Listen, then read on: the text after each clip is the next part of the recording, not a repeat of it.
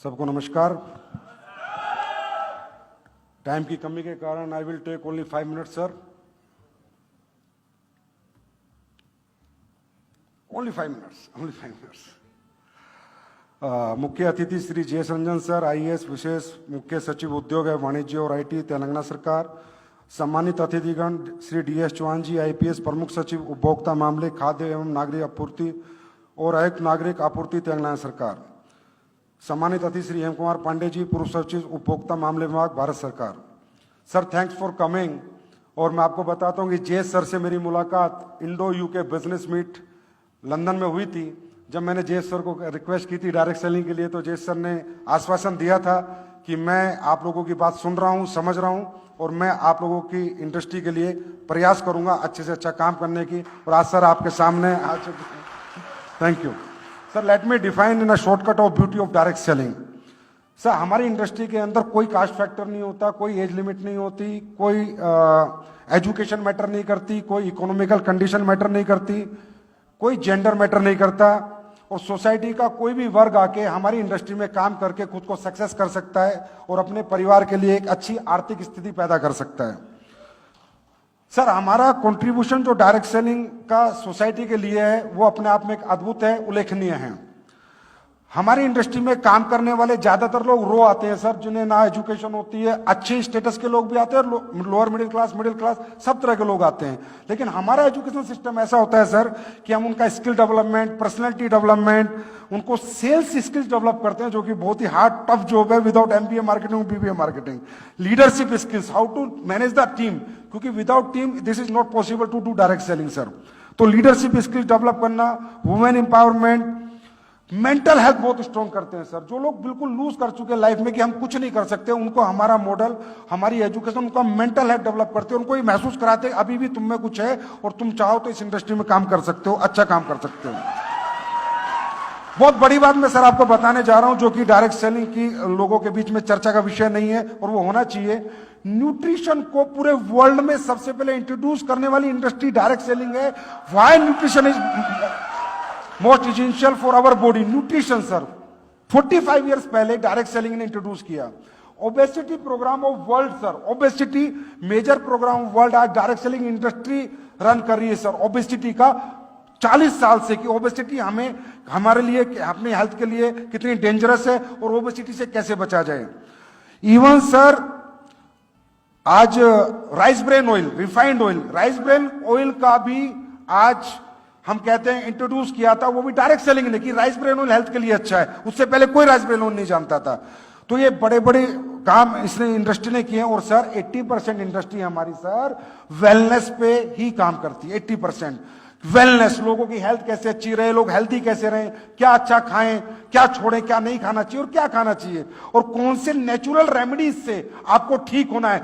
ज्यादातर 80% हमारी इंडस्ट्री की कंपनियां वेलनेस इंडस्ट्री में काम कर रही है। I am right.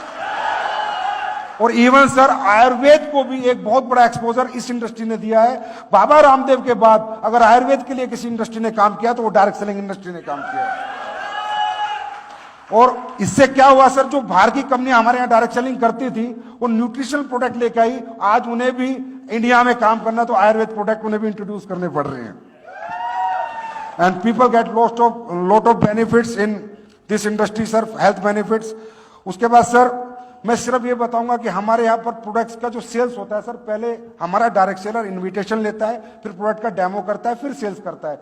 और जो प्रोडक्ट परचेजर है सर, सभी डायरेक्ट सेलिंग नहीं करते, ओनली 10%, 90% कंज्यूमर ही रहते हैं, क्योंकि उनके अपने कोई काम है, अपनी फैक्ट्रीज है, अपने बिजनेस है, अपने जॉब्स है। हमारा डायरेक्ट सेलिंग करने के लिए जो अपॉर्चुनिटी के साथ काम करता है वो 10 आउट ऑफ 100 लोग ही काम करते हैं। ये बताना मुझे जरूरी था। और अब जेन्युइन डायरेक्ट सेलिंग जो है सर, जो हमारे साथ होता है कि हमें तकरीबन 2 ब्लेम हम पे लगते हैं सर। 2 ब्लेम हमेशा लगते हैं कि मनी रोटेशन करते हो और दूसरा लगता है कि प्रोडक्ट महंगा बेचते हो। तो मैं इसका जस्टिफिकेशन देना चाहूंगा सर कि मनी रोटेशन करने वाली कंपनियां 40 साल चल ही नहीं सकती। मनी रोटेशन मीन से सर फिक्स्ड इनकम का कमिटमेंट। मंथ में आप हमें 1000 रुपए दो, हम मंथ में आपको 2000 देंगे या 5% देंगे या 10% देंगे। That is called money rotation. हम लोग प्रोडक्ट बेस्ड इंडस्ट्री है सर, हम लोग मनी रोटेशन करके 40 साल 45 साल कैसे चलेंगे? आज हमारे इंडिया में कंपनियां हैं जो 24 साल 28 साल से चल रही हैं।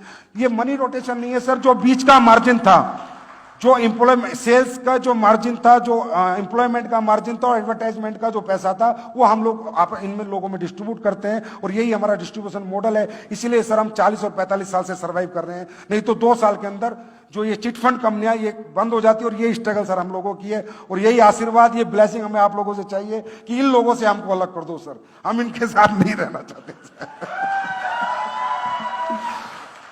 तो सर तेलंगाना में बहुत अपॉर्चुनिटी है। आज बहुत खुशी है कि आप आए और आप आज हमें सपोर्ट करने की मॉनिटरिंग कमेटी एक मैकेनिज्म की बात चल रही है। सर तेलंगाना में बहुत ऑनेस्ट लोग हैं, बहुत अच्छे लोग हैं और बहुत इंप्लॉयमेंट और पढ़े लिखे लोग हैं। अगर इन्हें डायरेक्ट सेलिंग एक अच्छे इकोसिस्टम के साथ करने का मौका मिले तो तेलंगाना भी अपने आप को एक बहुत बड़े लेवल पे डायरेक्ट सेलिंग में प्रूव कर सकता है सर। बस लास्ट पॉइंट है सर मेरा। दुख की बात यह है सर कि हमारे इंडस्ट्री में हम ये चाहेंगे कि आप कोई भी मैकेनिज्म बना दीजिए। हम पहली इंडस्ट्री है, आपसे कहते हैं हमें रेगुलेट करो सर, हमें रेगुलेशन दे दो, जो आप कहेंगे हम करेंगे, बस हमें चिट फंड से दूर रखो सर। क्यों सर? हमारे साथ क्या हुआ सर, हजार करोड़ के टर्नओवर करने वाली हमारी कंपनी सर यूएस में सर काम शुरू किया, यूएस में बड़ा बिजनेस कर रही है और तेलंगाना में एक छोटा सा 12,000 रुपए का एक केस उसमें बनाया गया और कंपनी पूरी कोलैप्स हो गई सर। 1000 करोड़ से 100 करोड़ रुपए आ गई। और ये इंपैक्ट सर सिर्फ तेलंगाना में नहीं पड़ता, तब ऐसा होता तो पूरे इंडिया में इंपैक्ट पड़ता है यार। वो प्रोडक्ट बेस्ड कंपनी बंद हो गई और उसकी एफआईआर हुई, ये हुआ। लेकिन सर एक बड़ी बात यह कि आज तक जो भी एफआईआर ऐसी हुई है, जो भी पुलिस ने की है, एक में भी सजा नहीं हुई सर। कोर्ट से सबको क्लीन चिट मिली है क्योंकि they are the product based company. Court ने सबको क्लीन चिट दी है सर क्योंकि वो प्रोडक्ट बेस्ड कंपनियां थी।